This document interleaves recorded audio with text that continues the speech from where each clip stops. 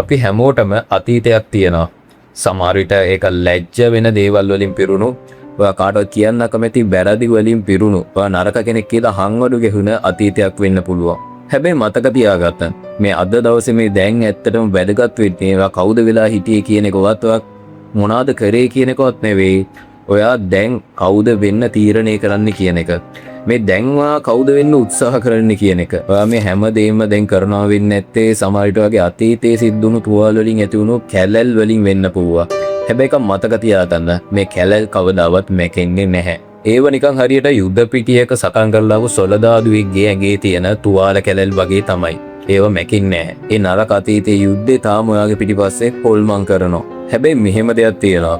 ඒ තුවාල පෑරුණත් ඒ තුවාල කොච්චර රිදුනත් ඒව තමයි යාට මතක් කරලා දෙන්නේ ඔයා කොච්චර ශක්තිමත් කෙනෙක්ද කියලා. ඔයා කොච්චර ඒව දරාගෙන ඒවට මුහුණ දෙන්න උත්සාහ කරාද කියලා. ඇත්තටම ඇතුලින් නරක මිනිස්සු කවදාවත් තමන්ගේ වැරදි පිළිගන්නේ නැහැ. තමන්ගේ වැරදි සාධාරණීකරණය කරනවා. කවදාවත් කාගෙන්වත් සමාවිල්ලන්නේ නැහැ. ඒ වැරදි, ඒ නරක බෙහෙවියක ඒ නරක හැසිරීම දිගටම කන්ටිනියු කරගෙන දිගටම පවත්වාගෙන යමින් අන්තිමට විනාශයට පත් වෙනවා. ඇතුළාතෙන් ඇත්තටම නරක මිනිස්සු කවදාවත් සාමකාමී අවසානයකට මුහුණ දෙන්නේ නැහැ. ඒත් මේ වීඩියෝ එක බලන්න ආව ඔයා එහෙම නැහැ. ඔයා ඔයාගේ වැරදි දකිනවා. ඔයා ඔයාගේ වැරදි පිළිගන්නවා. ඔයා ඔයාගේ වැරදි උඩින් අලුත් මාලිගාවක් නිර්මාණය කරන්න ආසාවෙන් ඉන්න කෙනෙක්. ඔයා අලුත් කතාවක් ලියන්න ආසාවෙන් ඉන්න කෙනෙක්. ඔයා ඔයාගේ චරිතය අලුත් කරගන්න ආසාවෙන් ඉන්න කෙනෙක්.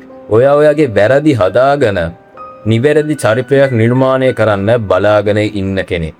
ඉතින් නරක පිරිමියෙක් අන්තිමට විනාශයටපත් වුණා. වෙනස් වෙන්න නිතරම උත්සාහ කරන පිරිමියෙක් අනිවාර්යෙන් සාමකාමී අවසානයකට මුහුණ දෙනවා. මතක තියාගන්න වෙනස් වෙන්න උත්සාහ කරන ඔයා වගේ අය තමයි මේ ලෝකේ හැම දෙයක්ම.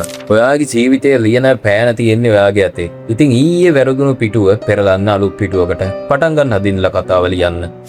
ඉතින් ඔයා තෝරගන්නේ මොකද්ද?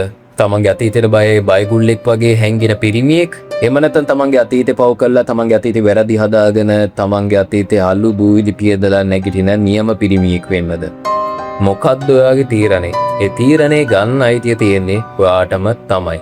ඔයා කොච්චර වැරදි කරපු මොන තරහතිරමක ඉන්න පිරිමියෙක්ද කියන්න මම දන්නේ නැහැ. හැබැයි මං එක දෙයක් ඔයාට කියන්නම්. ඒ තමයි ඔයා වෙනස් වෙන්න තාම පරක්කු නැහැ.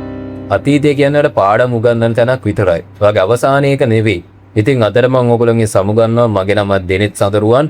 ඔයාගේ තීරණය මොකද්ද කියලා පහලින් කමෙන්ට් කරන් යන ගමන් ඔයාගේ ජීවිතේට මේ channel එක උදව් වෙනවා කියලා හිතෙනවා නම් දැම්ම subscribe button එක ඔබන්න. ඒ වගේම මේ වීඩියෝ එකෙන් ඔයාට යම් දෙයක් ජීවිතේට හම්බුණා නම් දැම්ම like button එකත් ඔබන්න අමතක කරන්න එපා. එහෙනම් සුබ දවසක්.